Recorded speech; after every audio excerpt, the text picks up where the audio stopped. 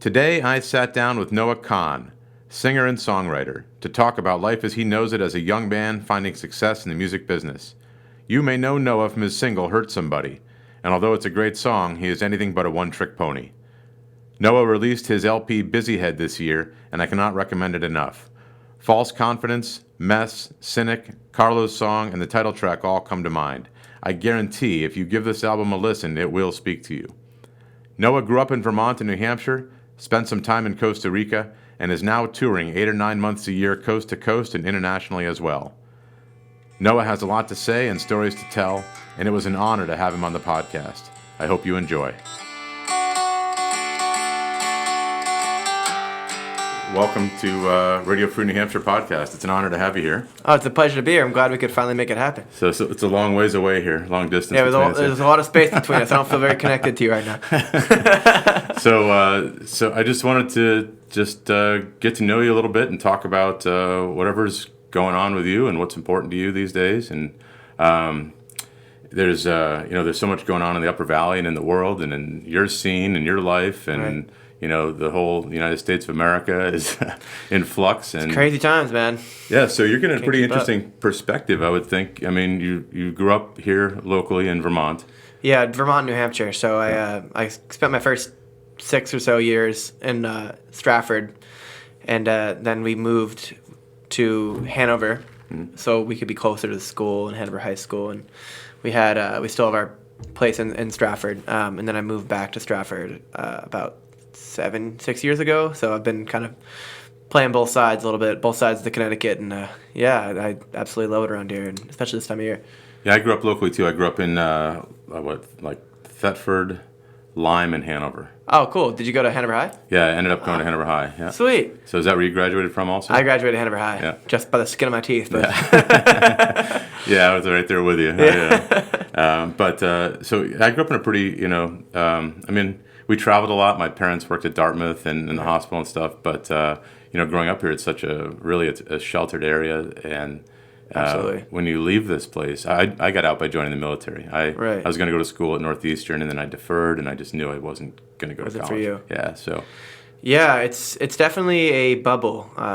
Even just leaving 30 minutes away, you can find very different communities that struggle with many different issues that we face here in the Upper Valley. The Upper Valley is a very nice place to live. It's got wonderful schools. I grew up with a great community, a safe community, and the expectation is to go to college, especially from Hanover High School, where there's such a competitive environment. So it was definitely kind of shell shock for me to not go to school, and I moved to Nashville, and being in a completely different city in the South was just such a shock. And I hadn't met a lot of people that hadn't come from a similar place that I had. So it was definitely a different perspective, and it was a lot at first for sure. So Nashville, why Nashville?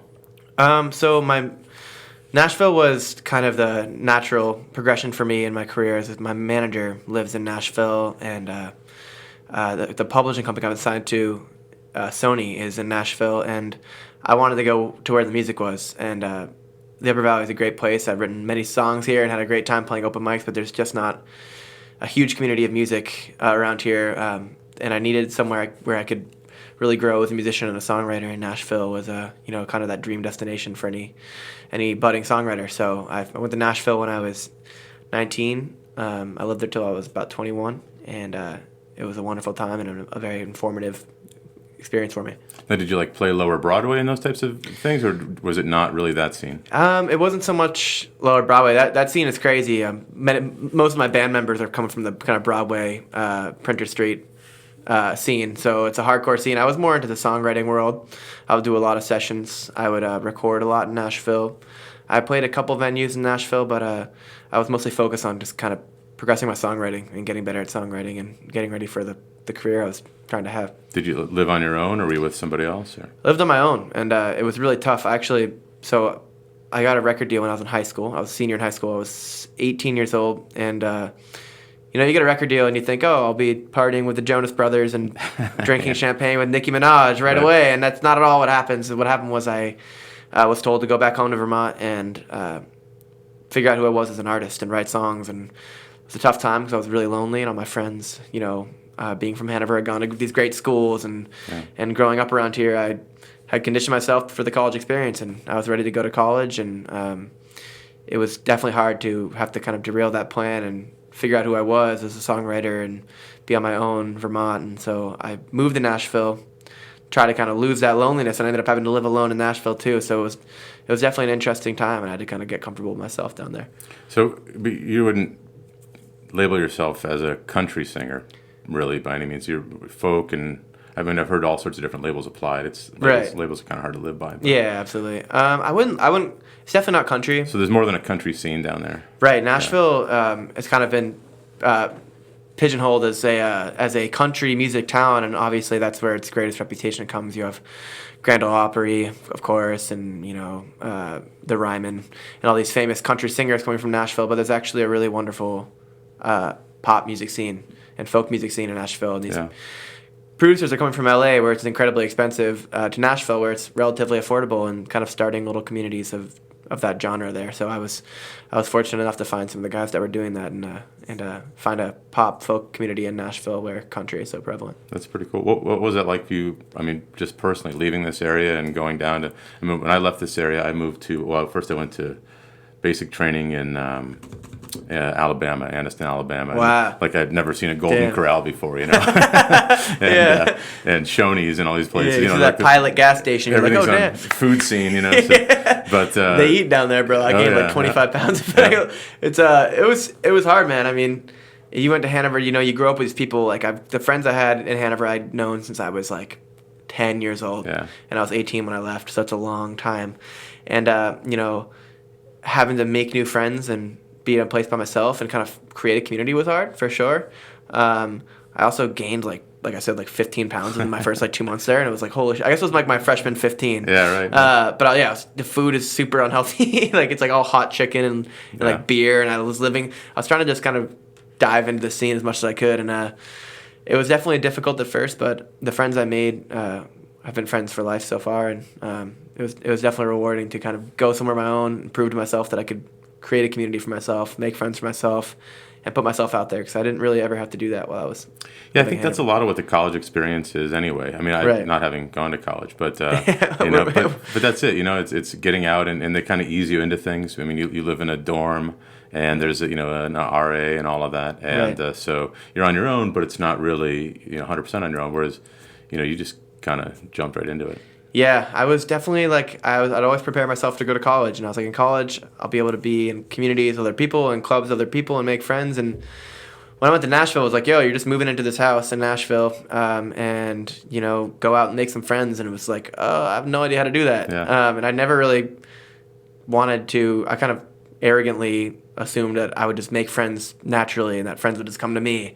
And I really had to come to terms with the fact that I had to put myself out there and actually go out and do things and find communities for myself instead of just expecting them to form around me. So yeah, and so you're not an old man. You're 22. So, 22, yeah. And so this is fairly recent history. Right. Yeah, it was a couple years ago. Yeah. So yeah, it was great. I feel I matured a lot in that year, though. Just being kind of a gut check of all right, loneliness sucks, and I don't want to be lonely anymore, and I want to make some friends, and if that means I need to put myself out there more and be more open-minded to different activities and different things, then I'll do it. So.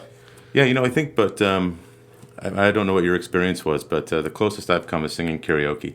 And when you go to do karaoke and you go up that first time and you're nervous and everybody's looking at you, and you people tend to be reserved, and you hold back a lot, and you're not your best self. And then finally, after you've done it a few times, you start to realize, you look around and you realize, these people that are really having fun with it, that sound great, whether they sound really good or not musically, that are just having a blast. Enjoying it. Yeah, they just let it all out and they let it go. And what was that? I mean, that musically, you grew up doing open mic. Yep. And that takes a lot of balls to get out there and put yourself in front of people. Yeah, it was music and performing has been one of those things I've just always loved. My first ever performance was at Kendall. It was my dad and I we played Father and Son by Cat Stevens. That was the first time I ever performed, and the feeling was so cool.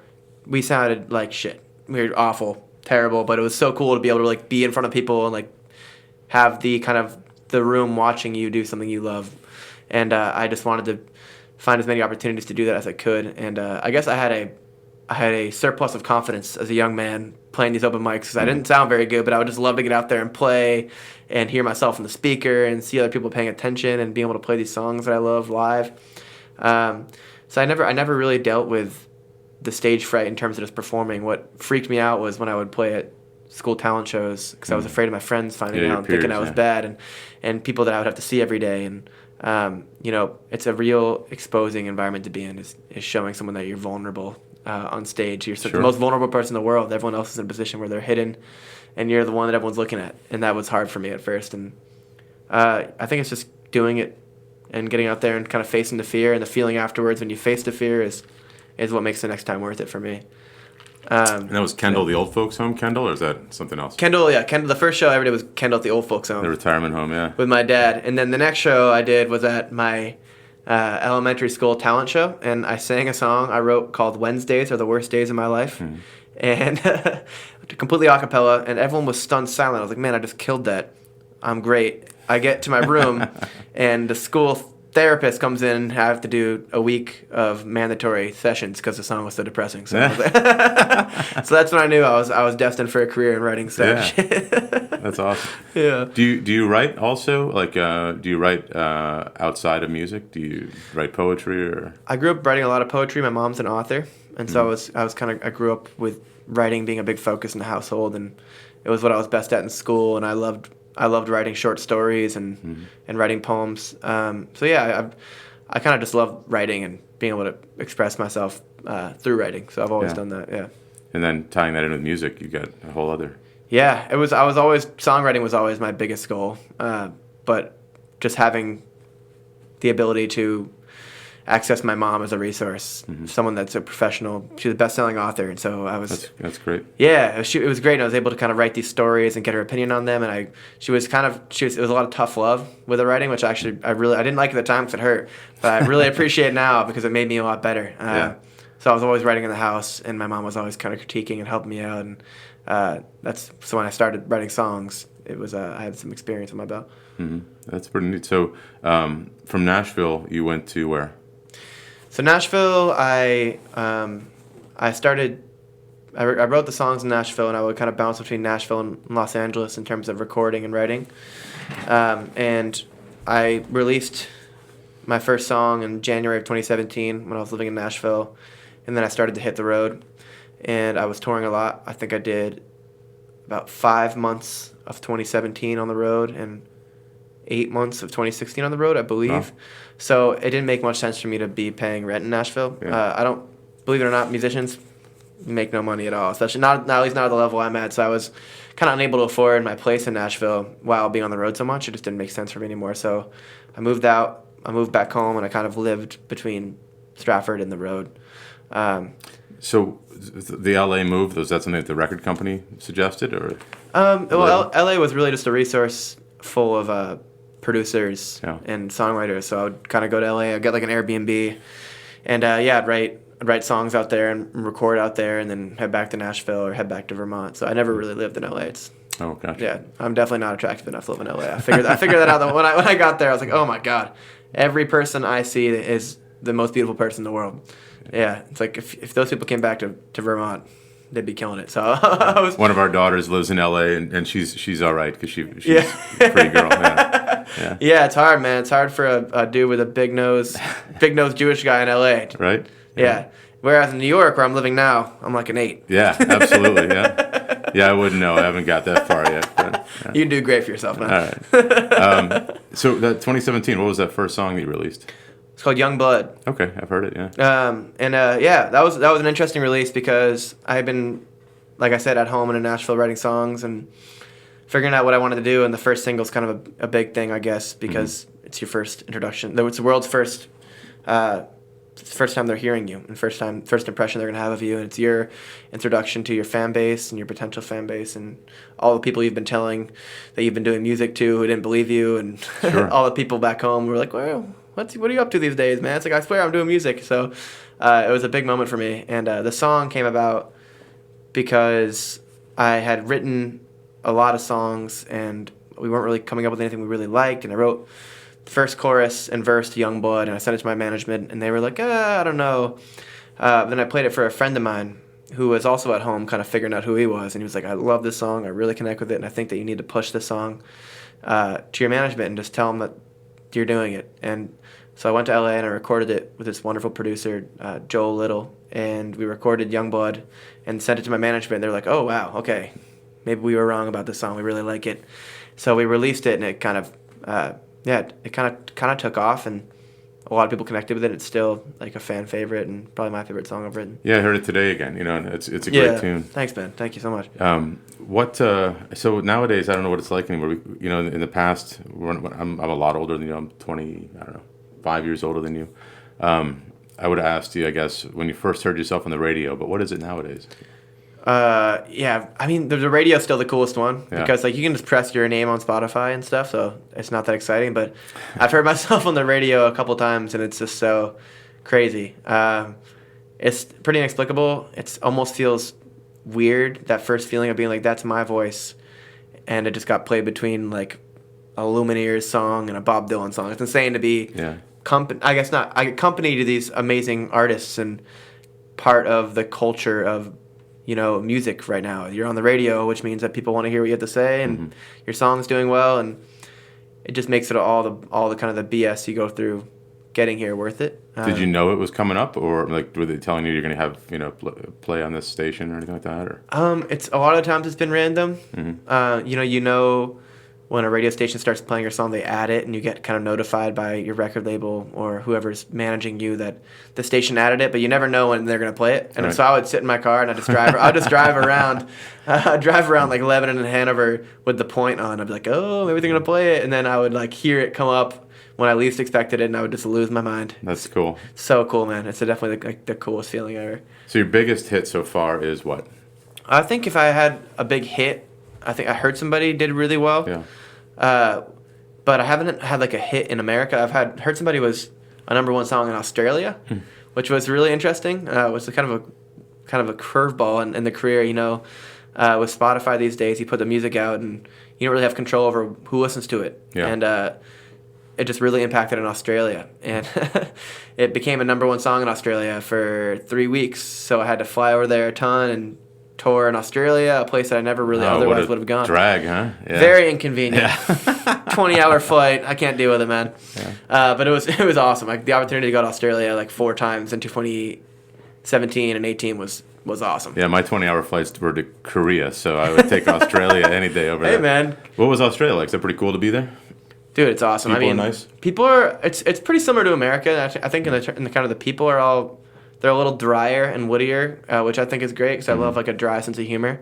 But it's just beautiful, man. Like the coast is beautiful there, and the nature is obviously, unbelievable. And being by the ocean, and it's just a really cool place. And then I never really otherwise would have been to Australia or been going to Australia.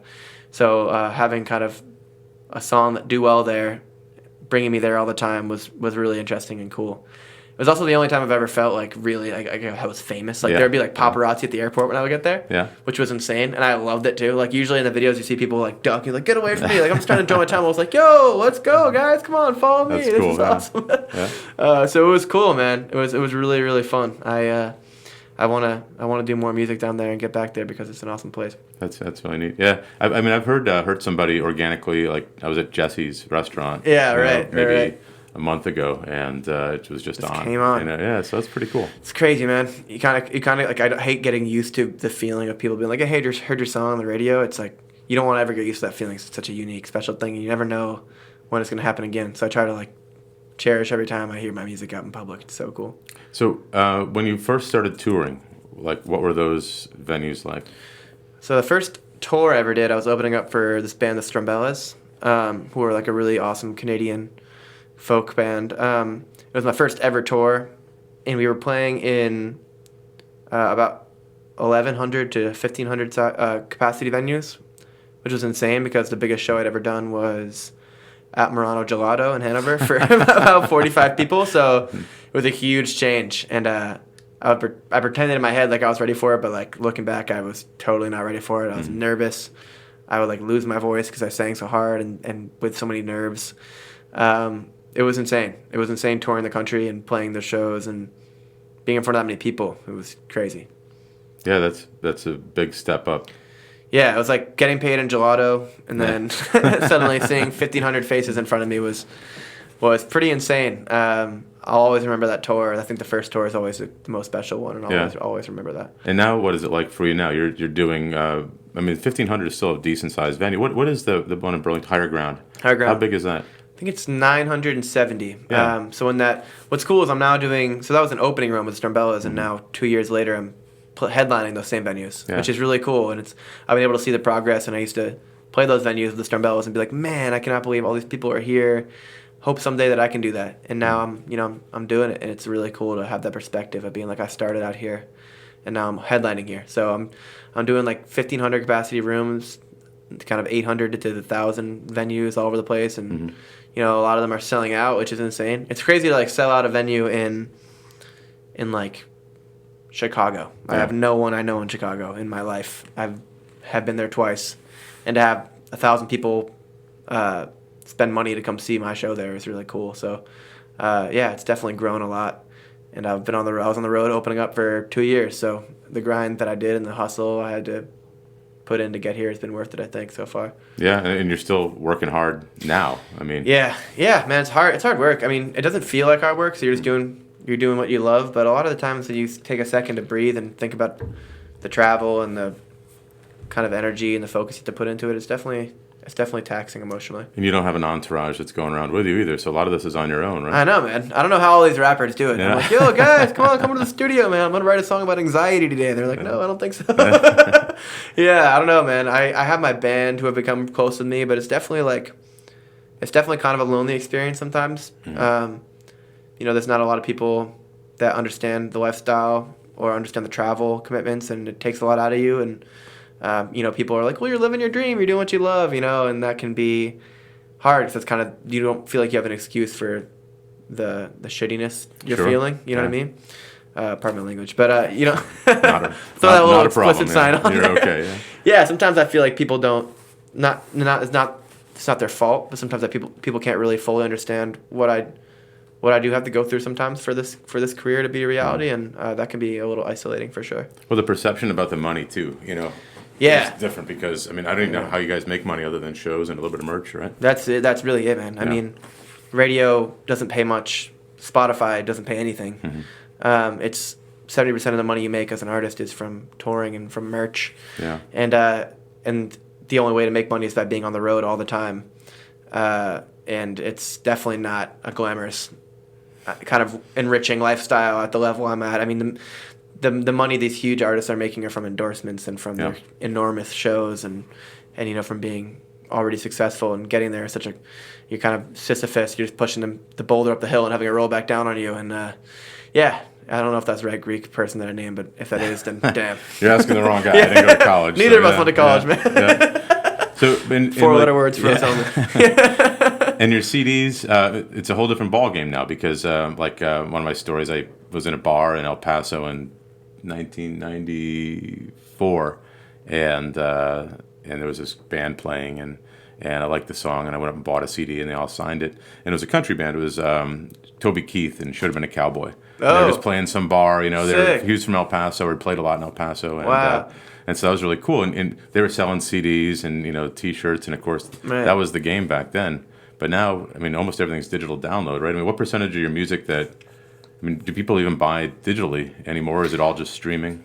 People, it's definitely not as much as they used to. People still do buy CDs and buy hard copies and vinyl. I think vinyl's coming back, which is cool because kind of people are like, it's almost like a piece of art to have a vinyl record. Digitally, I don't think digital downloads are as common or as, they're just not as common as they were. People don't really buy off like Apple or iTunes. It's mostly Apple Music streaming, Spotify streaming, Tidal, Amazon they're Music. Shutting down iTunes is the word. Yeah, I think they are. Yeah, which sucks. I feel like every day I make less money. You know what I mean? Yeah. Yeah. So I don't know. I always respect people that buy CDs and buy vinyl. I love vinyl. Yeah. Vinyl's the best, man.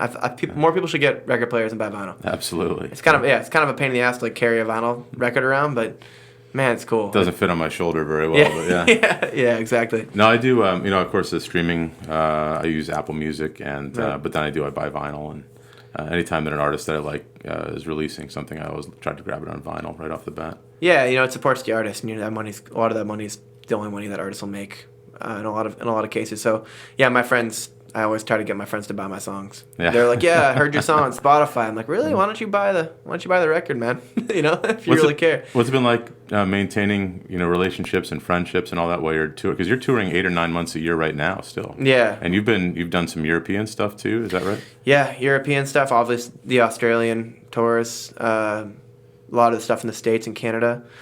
It's been interesting. I think a lot of my friends, I've stayed close with many of my friends from back home, and they've been incredibly supportive. I've definitely had some friendships that have been tested to just lack of communication, and it's hard, man. It's hard to stay in touch with anybody after you leave your hometown, but especially when you're kind of living a drastically different lifestyle. Yeah. A lot of my friends are in school and kind of doing great, important things, but taking more of a traditional path based on where we're from.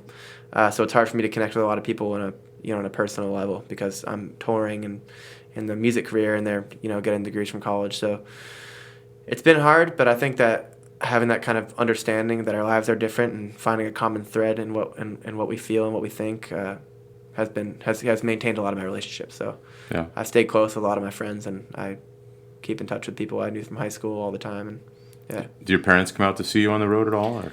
Yeah, they do. My mom comes to a lot of my shows. My dad does not like leaving Stratford, but he comes. He's coming to my Burlington show.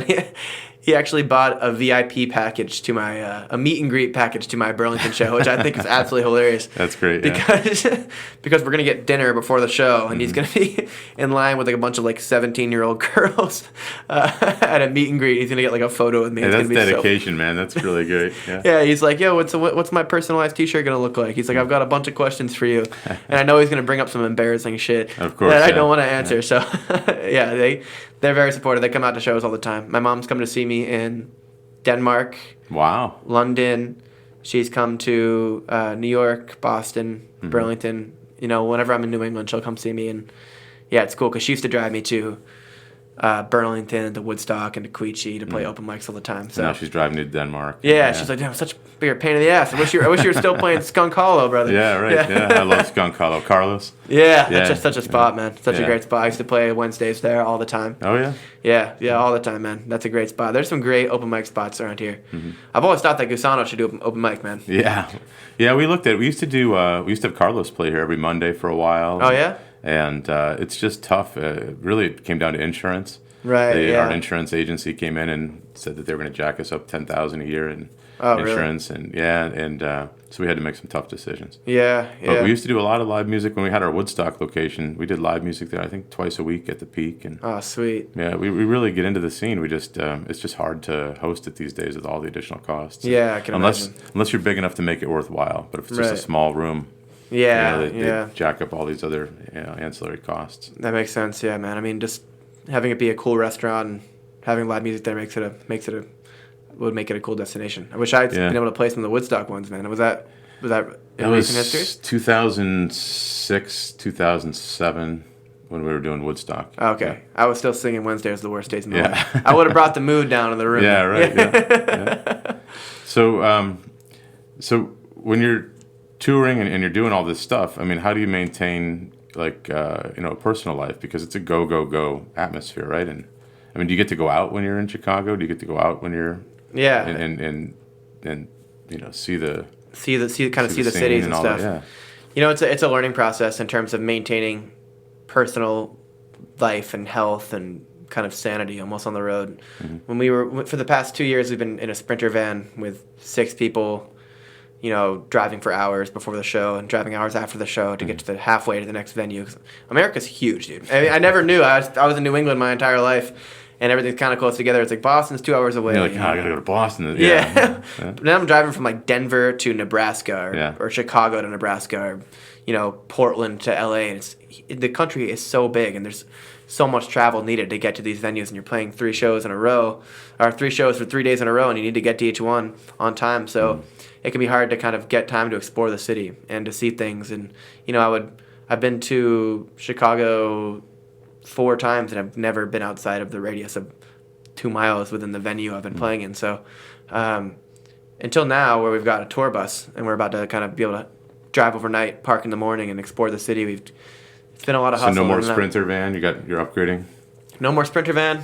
No more hemorrhoids. Man, life is good. It's gonna be good. It's our first tour with a tour bus. We're all super excited. And that's just stateside though. Stateside, yeah.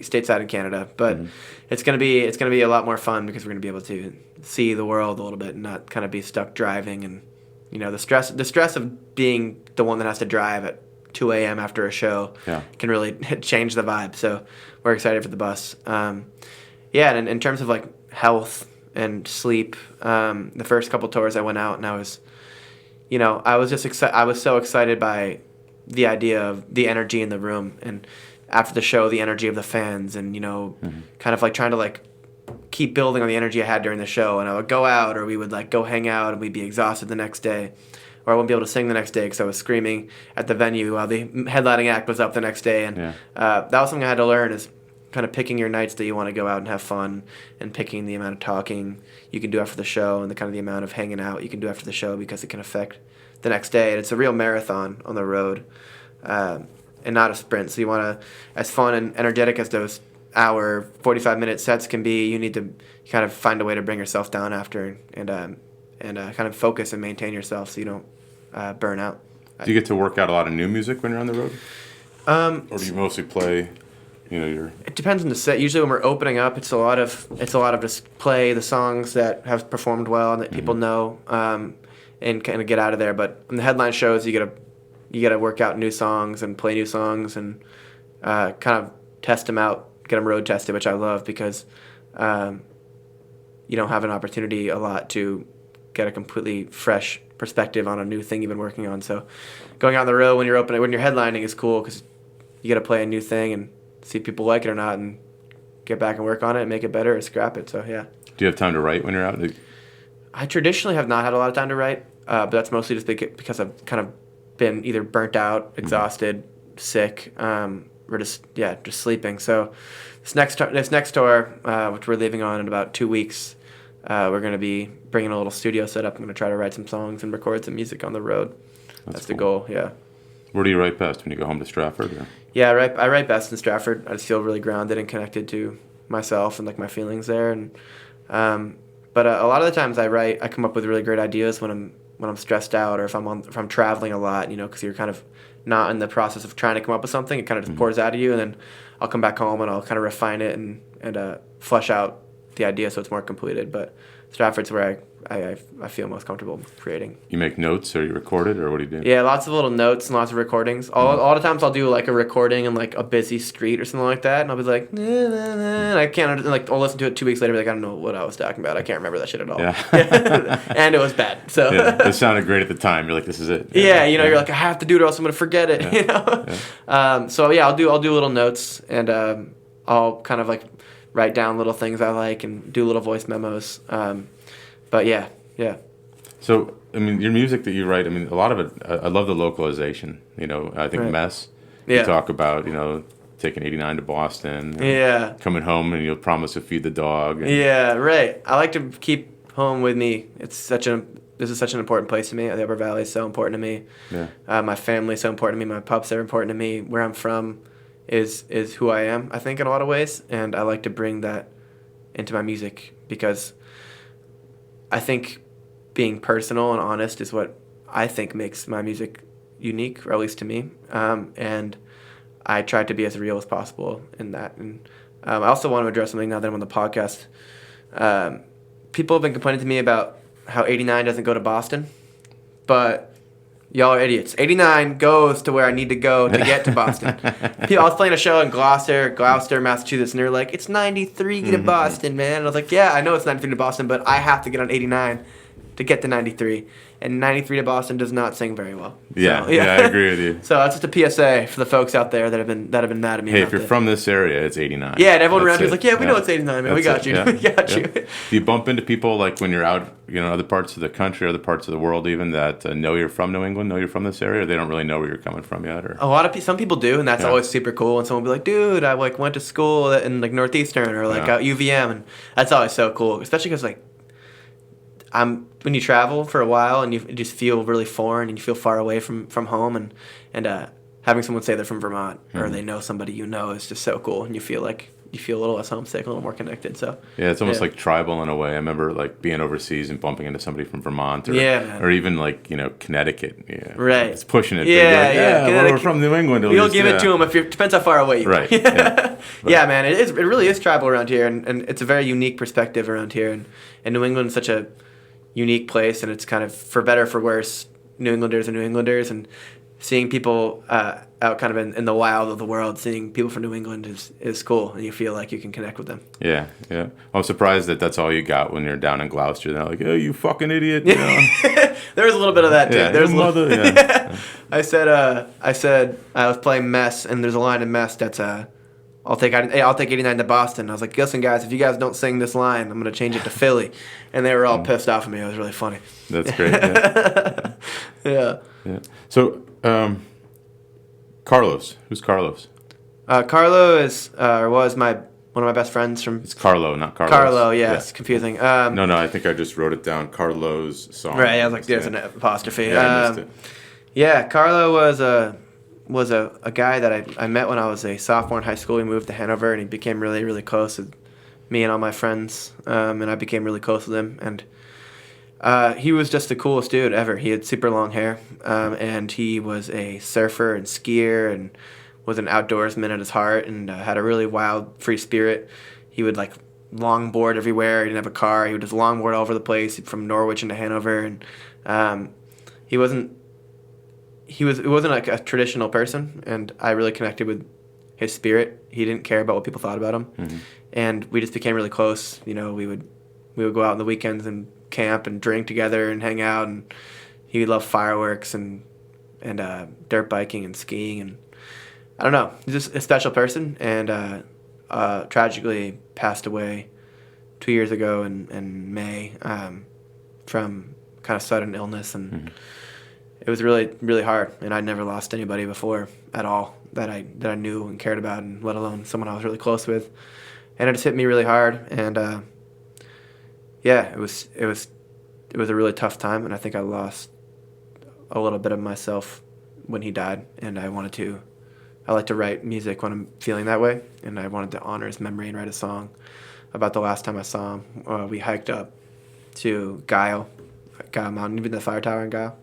I was going to ask if it was Cardigan, because I heard the fire tower line. Yeah, Cardigan Tower is good. It was Guile over in Norwich, and we hiked up Guile, and he was just it was like the most classic Carlo day ever. He loved like really weird local craft brews and brought some IPAs, and he loved playing Jack White out of a speaker, and we were listening to Jack White as we hiked up, and he was like swearing and yelling the whole time, and other people coming down the trail were like, oh my god, these fucking assholes.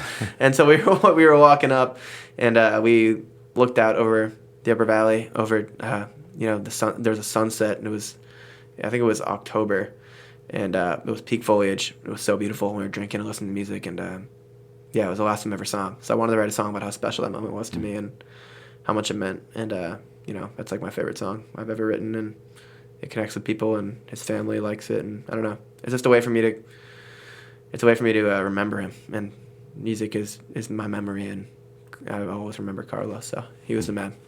Yeah, we actually ate at Gusanos a couple times. Oh, did you? Yeah. He was awesome, dude. He was a great guy, and I miss him very, very much. It's a powerful song. Thanks, man. Yeah, it's very real to me and very personal to me, and I don't know. Do you play it? Yeah, we when play you're it on the road. I play it everywhere I go. It's my favorite part of the set because it's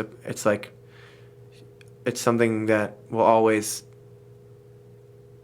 feel like I'm honoring him. It always feels like I'm remembering him and kind of conjuring him up a little bit when I play it. And it makes me feel like I'm with him again or at home again. And I play it when I'm feeling lost, and hearing people sing it back to me and connect with it in their own lives, when people they've lost or people they loved and aren't in touch with anymore, makes it worth it. And it just makes me feel less like shitty about it, because the pain doesn't really go away. But when I play it, I get some catharsis from it. So yeah, it's special to me for sure. Yeah, you can feel it when you hear it in the recording. Thanks, I can imagine man. live it must be even more powerful. Yeah, man, it's special for sure for me. It's my favorite song. Yeah, he was the man. I think you mentioned a Billy Joel song in there too, don't you? Yeah. That's Carlos' song, right? Yeah, he loved Billy Joel. I listened to Billy Joel a lot. I was listening to Only the Good Die Young, and he's just one of those people that I can't imagine him. I can't imagine him. It's weird, like I would love nothing more for him to be here, but I can't imagine him being anyone else than he was at 20 years old in Vermont, longboarding around and drinking. He's just one of those people that was like an enigma, and one of those people that I can't characterize, and I can't imagine who he would be today. But yeah, I don't know. He was the greatest. Well, Forever 20, right? Forever 20, man. Yeah. Only the good die young. It's true. The pain that you experience, does that translate to better art? Because you're somebody, and I've listened to a couple interviews that you've done. You talked about, going through various levels of depression and at different times in your life. Do you think that that's an important component to your writing? Unfortunately, I think it is really important in my writing, and the feeling of pain is something really I think that people can connect with. And when I'm feeling in pain, the only way to make it a little better is to write, and it gives me a perspective on life. I think that if I was just happy all the time and kind of floating through life, I don't think I would have a very interesting perspective, And I think feeling that pain and feeling the lows gives you a more gratification when you're in a better place and when you're feeling better. And it's kind of the unfortunate conundrum for an artist is having to live with this pain, but having it be the thing that inspires what people love about your art. And I don't mean to sound pretentious, but Van Gogh said, "Great artists suffer," and I don't want to suffer, and I don't want to be in pain. I don't want to experience mental illness, but it definitely plays a major role in the creation of my music, and it allows me to feel catharsis through my songs. So yeah, there's definitely pain involved in the creation of the music, and it's the pain that creates the music also allows me a little relief from it too. And when I've created something and made something I'm proud of, so it's kind of a weird, toxic, abusive relationship with my brain. So yeah. It's I think there's a lot of talk these days about like antidepressants versus other avenues of working through depression. There's people say exercise or art, and there's a lot of different ways to get through those times. Yeah. I've taken off and on. I've taken antidepressants for a long time. I think there's a stigma around taking antidepressants that I think is really unhealthy for a lot of people. Exercise, counseling, meditation, diet. You think the stigma is unhealthy, or taking antidepressants? No, I think the stigma against taking them is unhealthy. Because I think there are many ways that you can treat depression and anxiety, but there's no cure-all for everybody, and some people cannot function without antidepressants, without the serotonin that antidepressants give them. And you can exercise all you want for some people, and you can meditate. That might not do it, and having there be this kind of stigma and taboo mentality around taking a drug to make yourself happier is dangerous. Or talking about it even. It used to be. I think it's more open now. It used to be totally out. Yeah, it used to be like you're crazy and Prozac is going to make you kill people and violent. It's really sucks, and it deterred me for a long time from taking the drug, and it helped me tremendously, and I'm now off it. But taking it got me out of a really dark place, and what it does, I think, for a lot of people is it kind of gives you that chemical boost that allows you to get off it and then start living in a different way and start living with the counseling and health and being healthier. But it gives you a chance to kind of zap yourself into a more proactive mode. yeah, I think it's dangerous that people talk about antidepressants in such a negative way. I don't think that there's something you should just go right into without thinking about them, but I definitely don't think it's something you shouldn't consider based on society's perspective on them at all. You think it affects creativity taking them? It's interesting, man. I can't say for I think like I said, I think it goes case for case, but it definitely it affected my creativity in that it didn't allow me to. It didn't give me. I didn't have the constant fear of not creating when I was on antidepressants. It's kind of fucked up, but I was like content when I was on them. I felt like I was able to just go through my life and be okay, and I wasn't worried all the time. And part of my worry is this drive to create and this worry about not creating music. And when I was taking the antidepressants, I felt like I wasn't worrying about making music, and then I was kind of just okay with it.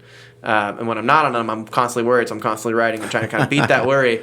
It's really neurotic, but I think they can have a blunting effect on creativity. But I think a lot of times, conversely, depression can destroy your creativity as well. So it kind of depends on Sure, what we were yeah. willing to live with.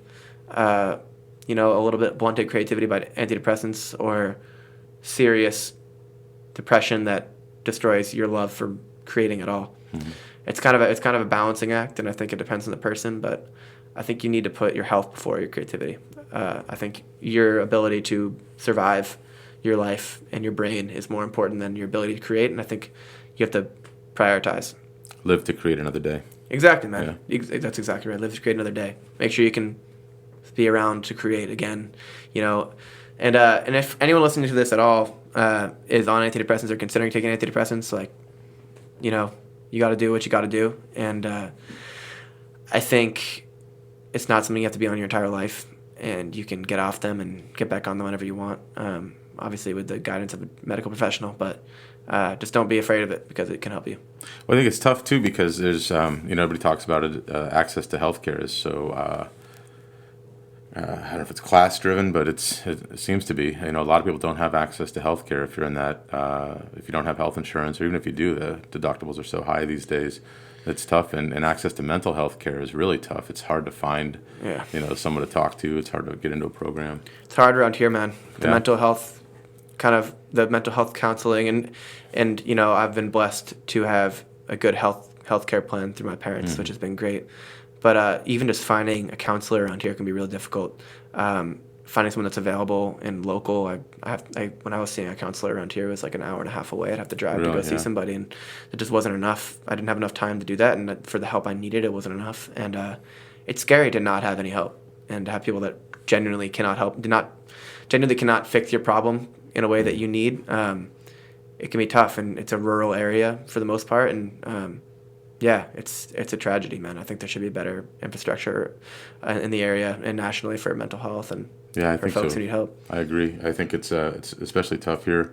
I think the whole system here is so overwhelmed with all the addiction issues as well. Yeah. All these folks that are addicted to opiates and Yeah. some of the other hard stuff that's out there. Yeah, I mean, I remember I went to see somebody when I was in high school, and it's the only counselor I was able to see on such short notice, and I needed help, and I didn't have any addiction, but because all he knew was addiction specialist, so he kind of approached everything with this mindset of addiction treatment, and that wasn't what I needed necessarily. And obviously, drug addiction and alcohol addiction is a huge issue in Vermont and New Hampshire. But it was interesting to kind of see the disparity between addiction counseling and counseling for other mental health problems. Well, the whole system is so strained too, and then all the legal aspects. So Vermont now, weed is legal. Yeah. But there's still no real avenue to buy it, right? In Vermont, you can go to Right. Mass and buy it and bring it to Vermont. Can you do that? Well, I know people that do. You gotta go through New Hampshire, dude. No, you got to cut around. You got to go cut through off. Worcester. Well, that's a pain in the ass. Yeah, no, you got to go through Worcester, exactly. You don't want to drive through New Hampshire with that. No, go to no, jail for 20 years. No, sir. No, Yeah. sir. Yeah, crazy. It's insane in New Hampshire. Well, New Hampshire is the only, like this island now. One of our kids is fighting up against that right now. And so what he allegedly did in New Hampshire, you can get up to 20 years. Federally, it would be maximum of a year. Right. And if you did it in Massachusetts, Vermont, Maine, or any of the other states where recreational is legal, there'd be zero penalty. Zero penalty. It's insane. It's absolutely insane. And this, he spent thousands of dollars and dedicated now 2 years of his life to fighting this. And Yeah, I'm sorry to hear that. Terrible, yeah. I know many, friends of mine, myself included, I was arrested for possession of maybe enough weed to get your cat high. It was like half a gram of weed in my car, and the cops in Hanover found it, and I got arrested for it. And I could have gone to Vermont or Massachusetts today and had not been in any trouble at all. You can go to the toy store or whatever they call it, or the candy store in Massachusetts and buy. Yeah, it's crazy. It's crazy that if you're looking at it from like a logical and rational point of view, it seems insane. Then you look at the legislation and the bureaucracy of it just makes it so absurd. I can't believe it. Yeah, it's terrible. Do you get involved in politics at all, or do you watch it or listen to it? I definitely. I mean, it's kind of hard to stay away from it. I actually don't like to be completely uninformed.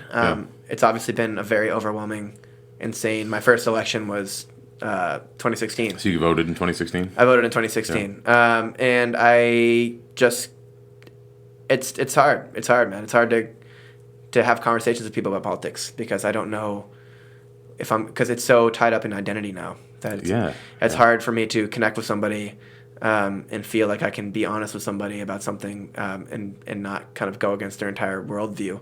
I think that creates a huge wedge between people.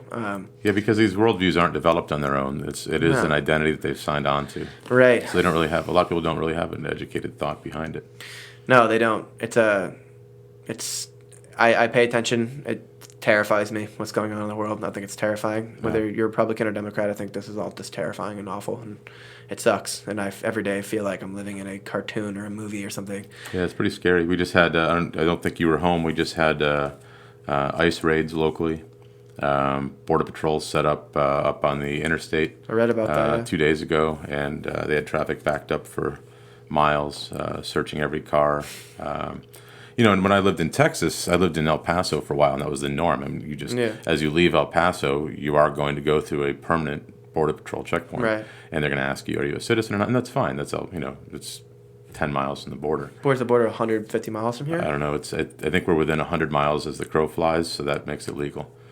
But seems over at the same time, the best thing that they can do is do that because they're going to really piss off a bunch of people who are normally would have supported that type of action, I guess. Right, so, yeah. I mean, you're just disrupting people's days. Big time. And also, I mean, you go through as a white guy and you'll get let by, but you go through if you're of Mexican descent or of some literally any foreign descent, you're going to skin color, yeah. You're going to be questioned in a way that's scary. It's scary to be questioned by the police. Sure. And it's scary to think that they could just take your life away for no reason. I think it's awful. I mean, I read about that. I couldn't believe that they're this far south of the border. Yeah, they used to have a permanent or semi-permanent setup over on 91 South, over in White River Junction, but this was a temporary they just threw up the other day. Did I read that they deported a couple people they nabbed some people. Yeah, and they grabbed some people out on the road in front of here who had just eaten at our restaurant too. Jesus, man. So, we don't ID people coming in. Yeah. Most of these people that come here, food, man. Yeah, I mean, most of these people that come here are just looking to work hard and they send some money home, but they spend money in the economy too. I mean, these guys that they nabbed, they'd come into our place with a party of 9. They spent, about $180. Yeah. Money that they earned. They earned and contributing to the local economy, and they contribute to the overall economy. That's one of the biggest misnomers. People think that people who are working as undocumented, people that are working under a false Social Security number, they're saying they don't pay taxes. They do pay taxes. They pay if they're on your payroll. Like we've had people on our payroll before that we hired. They had a ID. They had a Social Security card. Right. Everything looked legit. And we hired them. This has happened twice in 14 years. Where later on we find out this person wasn't who they said they were. Right. But there's nothing we can do. They have a great ID. I mean, we look at the ID. It looks like them. It looks like a real ID. And they have a Social Security card. Then we'll put them on payroll. So, but both of these people that have worked for us over the years, they paid Medicare. They paid Social Security. They paid their federal income tax. But they never get any of those benefits because it's not a real, real name and number and all that. So they're paying thousands of dollars into the system that they never use.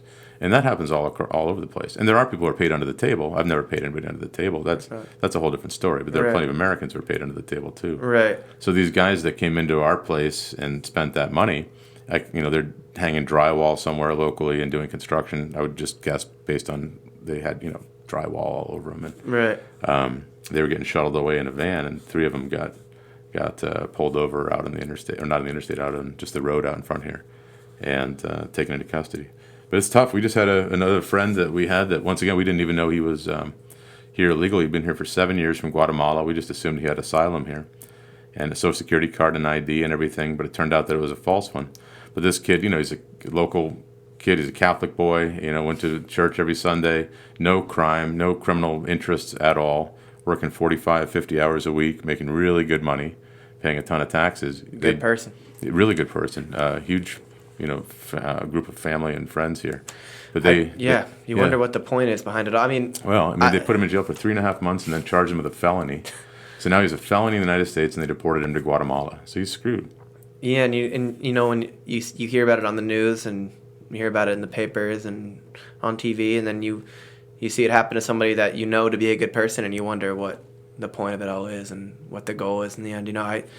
I don't know as much as I should about the politics behind it all and the reasons behind it all and the different infrastructures put in place to prevent illegal immigration, but I like to look at things from like a human perspective, human point of view, and that's obviously what your experience has been, is just seeing a good person be treated horribly and taken away from a community that they've created for themselves through hard work and dedication is on paper objectively a horrible thing, and it makes me terribly sad for those folks. And I don't know what the answer is or what the right thing to do is, but all I know is that it's a horrible thing and it sucks. And the scary idea that someone could come and take your life away, even though you've been living it the right way. It happens. Yeah, we had to go clean this kid's apartment out because nobody else was around to do it. And that's it. It's not even it's been turned into a political issue, but it really isn't. If you look back, because it's not a Democratic issue or Republican issue. The last person that made any headway with immigration at all was Ronald Reagan. Right. And he was, the champion of the Republican Party, right? So he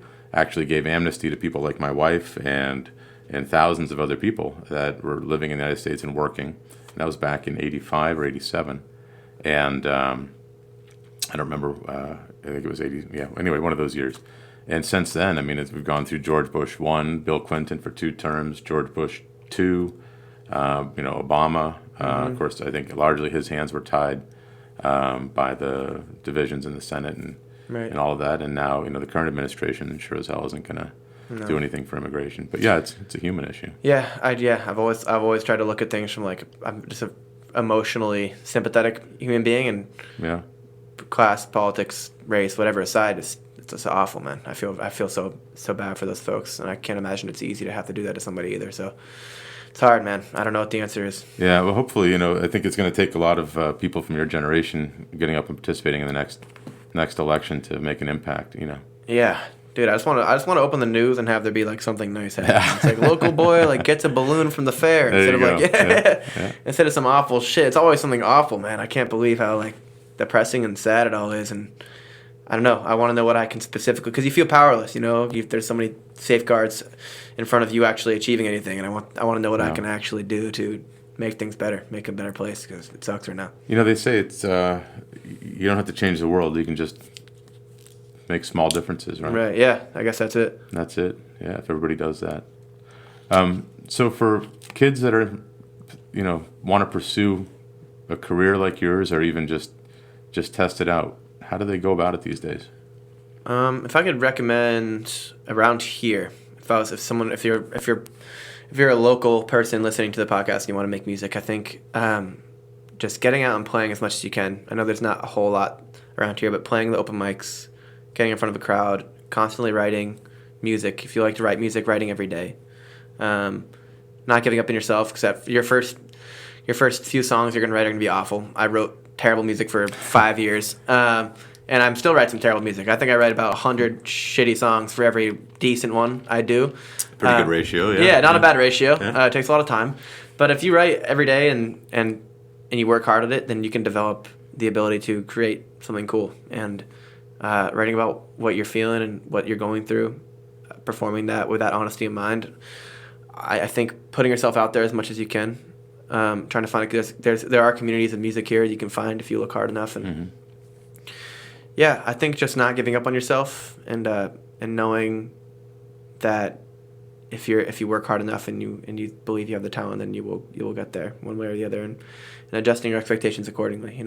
Did you put stuff out on social media when you were a kid, or did you just keep it all in person? I was actually started out in SoundCloud, so I would work with obviously there's a big kind of like ski EDM community in Vermont. A lot of my friends were like producers and wanted to be DJs, and so I would write these songs on the acoustic guitar, and I would go hang out with buddies of mine and record music, and they would put like a drop on it, and then we would put it on SoundCloud, and I would just put it out there for my friends to hear, and it wasn't constantly self-promoting or anything like that. I just put it out for my friends to hear, and I think people really, really, really dug it, and that's how I kind of got my start, and it kind of started to build that way.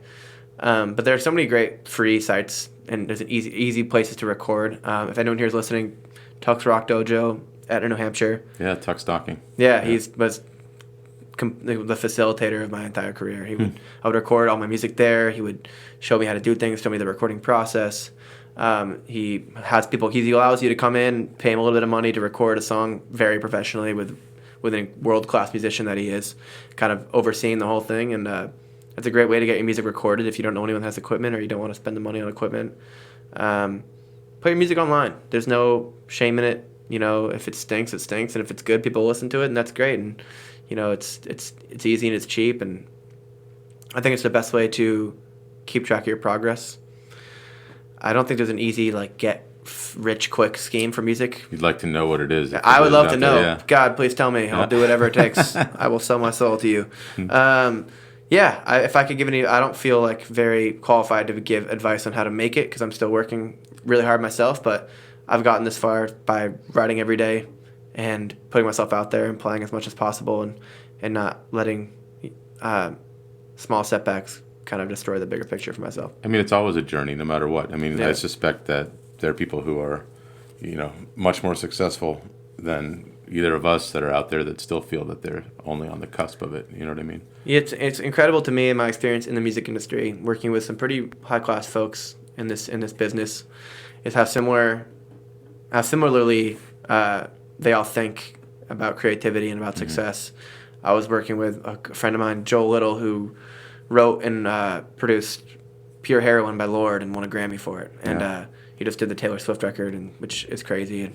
But he's one of the biggest songwriters in the world. Great guy. But I remember he said that he feels like every single song he writes is the last good thing he'll ever do. And that after he got a Grammy, he still felt like he wasn't good enough. And he felt like he was an imposter and he didn't belong there. Yeah. Those feelings are universal. And you can live with a feeling that you're an imposter and let that stop you, or you can have that be the drive to keep going. I was going to say, in some ways, it's a good thing. You don't want to get there and be that guy that says, "Oh, I'm done. I made it." You're probably not very good if that's the way you feel. I always feel shitty about yourself. Yeah, that's great advice. Yeah. No, always know. Just always expect more from yourself, and always push yourself to do better. And don't let the expectations stop you, but let it drive you. So. And you've made huge gains this year. I mean, you played some really big venues this year as a guest on stage. And I don't want to. You were at Bonnaroo, is that right? I did Bonnaroo this summer. I did Lollapalooza, which was just crazy. It was crazy, man. It was 30,000 people were at the show I performed at. Yeah. And I did one song, but it was the most insane, surreal experience of my entire life. Mm-hmm. You could have picked out 30 people, and that would be all the people that were at Murano Gelato, and it was multiply that by 1,000. And it was insane. It was one of the coolest things ever. It was like looking at a sea of people in Dennis Rodman jerseys watching me perform. It was cool. It was a rush for sure. Surreal. I did Riverfest in Gloucester, which was I think 11,000 people, and Do Good in Montpelier, which was 10,000 people. So the biggest crowds I've ever played for this summer. That's awesome. Which is awesome, man. It's so cool to be able to do. It's actually the stakes are a little lower in those situations because, when there's 50 to 100 people in a room, you can see all their eyeballs and you can see if they're not enjoying it, if they're hating the show.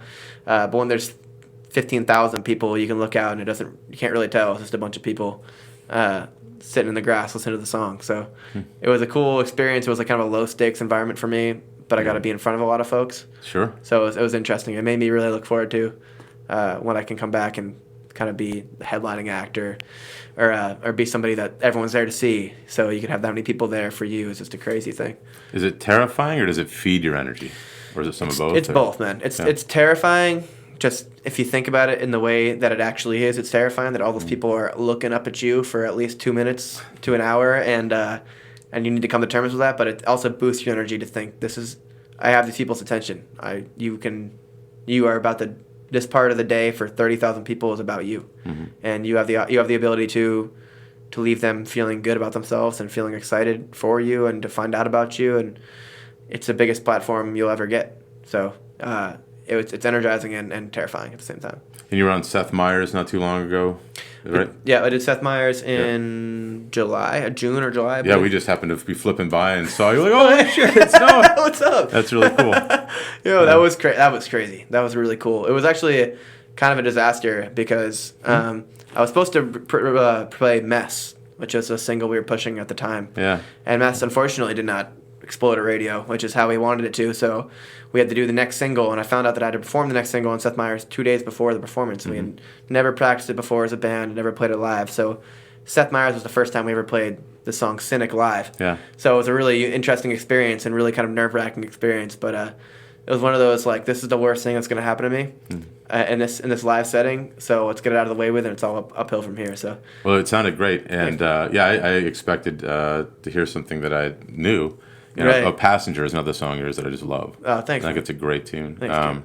But so I was, expecting something that I had heard before, and then Cynic, I thought it was great, and it went off really well. Yeah. And then afterwards, I could see you just as a human being again. Because Yeah. when you're performing, I mean, you really take on, Yeah. you take on the stage, and Yeah, you become right. that, and you're really just at one with the art piece, and you can see that. Thanks, man. And then afterwards, you're just like, back to Noah. You're like, Oh, now what do I do? I could see. Yeah, Yeah. man. I mean, it's like it never feels normal to be in the TV studio with Seth Meyers, who's actually from Bedford, New Hampshire. I was gonna say he's a New Hampshire boy. Yeah. Yeah, it was hilarious. He's from Bedford. He came backstage. And he's like, "Oh, I'm Bedford." And I'm like, "Oh, I'm Hanover." I'm like, he was saying that Sarah Silverman is Manchester, New Hampshire. Yeah. Adam Sandler is Manchester, New Hampshire. And it was Yeah. just funny to think of these famous comedians being from New Hampshire. But it's crazy just to be up there and with someone you see on TV every day in front and be on TV, and like, if you think about it too much, it freaks you out. And I was definitely freaked out. Oh yeah, I bet. Yeah, you just gotta just compartmentalize that. And it's all very manufactured. Like the room is freezing cold.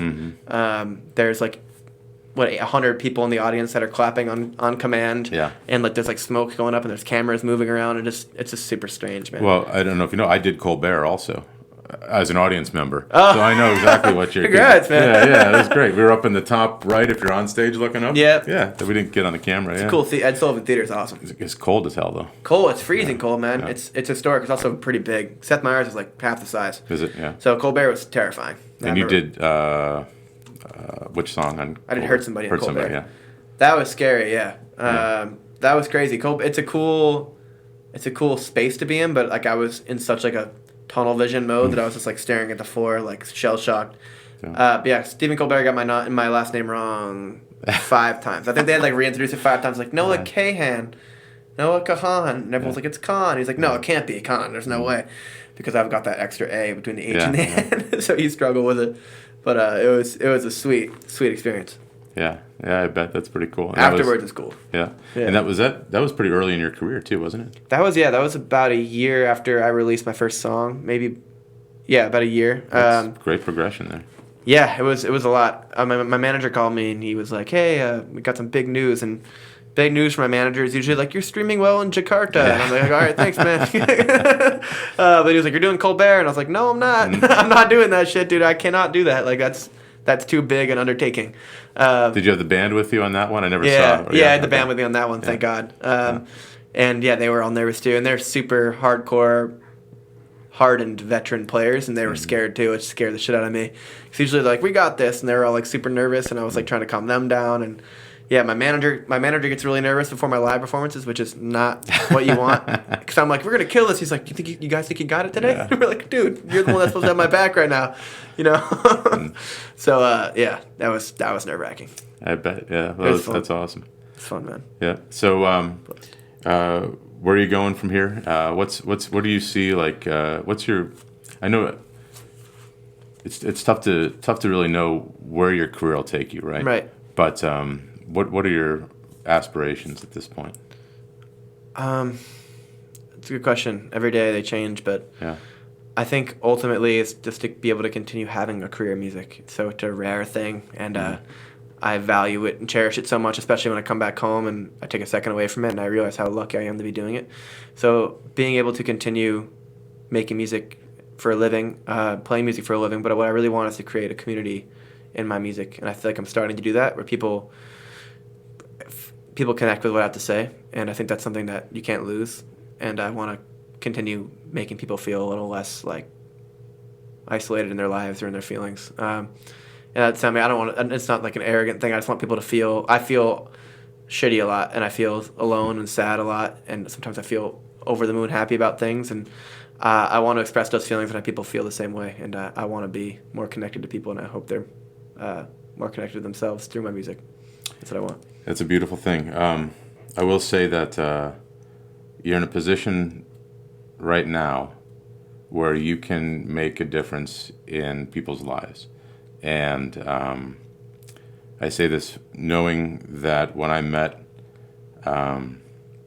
Chester from Linkin Park, Right. I met him at a show Slipknot played, and then Linkin Park played, and then after the show, these guys just came down, and they were, you know, like at the edge of the audience, and they were just talking to people and shaking hands, and I remember just going up and just, you know, shaking his hand. I was probably one of the older guys there even then, you know, and I just I don't know. I honestly I couldn't even quote what we said to each other, but I just told him something just like you know, I just love your show, and just, you know, keep it up. Right. And I just, for that moment, I mean, he was really good. He just connected. Yeah. And he just like, you know, he's like, thank you, man. You know, you could just feel it. And they were out there, and they were talking to all these people that saw them as just, you know, almost on a deity level. Yeah, right. And just connecting with all these individuals out there, just one by one. And that's pretty sweet. That's what it's all about. And may he rest in peace. Obviously, I've heard by all accounts a wonderful person. I connected to his music a lot. Yeah, I think just having that moment of connection with a fan, having even just one fan feel like they were less alone in themselves through my music, or felt like they found joy in what I'm doing, is really the only reason I do it, and that's going to be the motivator for the rest of my career. So being able to continue connecting with people and making people feel like they're less alone or happier having known my sounds. So. Well, it's a great album. I got it right here, and yes, sir. Just on the vinyl, man. Yeah, on the vinyl. I bought this off Amazon on the day one. Actually, I pre-ordered it so that they shipped it out. Thank you, man. But it's full of great music, and every song is on here for a reason. You can tell, you know, it's not just something that you put up there as filler. And thanks, man. Thank you so much. I really appreciate it. So keep doing what you're doing, though. It's great having you here, and I hope you come back and talk with me again. Anytime, man. I love the conversation. Wonderful questions, and I love what you do, and I love Gusano's food, and I'll always be a patron here, and I'm always happy to talk whenever you want. Whenever you have me. Thanks, man. Really appreciate it. And also, if you guys want to come to a show, just let me know, and we'll make sure you guys all. All right. And how can people find you right now? You can find me on Twitter, Instagram, Facebook, and Spotify, iTunes, Apple Music. Noah Kahan. It's NOAHKAHAN. I know that extra A is confusing and annoying, but please check me out and listen to the music and go eat at Gusano's, y'all. Thank you very much. Thanks, man. Killer, dude. Thank you so much. Thank you again to Noah for being on the podcast today, and don't forget to check out his new album, Busy Head. You can find it on most streaming services and also, of course, on Amazon. Go ahead and buy a copy. Do yourself and him a favor. Thank you to you for listening, and please come check us out again soon on Radio Free New Hampshire.